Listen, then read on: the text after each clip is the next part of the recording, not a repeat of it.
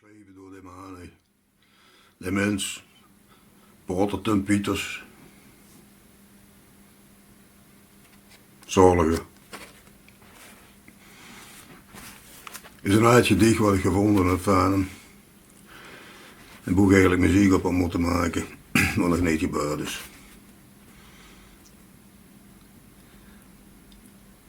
Soms is het dag en soms is het nacht. Je weet, gezwegen of gezag. De troeven zien zo en soms uit. Het is dat het skaait of het gluit. Je kijkt zo blij, je kijkt zo zoer. Soms jeukt zijn neus en soms zijn oer. Je drukt het zwarte witte kleed. Het ene van de ander dat het beter staat. En ze is jong en eerzaait. De koffie is warm en het bier is koud.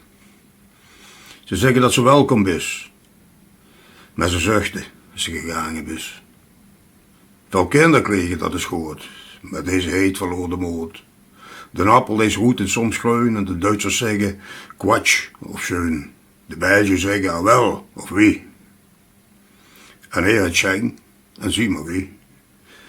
Cent voor de koffie of voor de bank. Mijn streeg, dat is niet breed maar lang.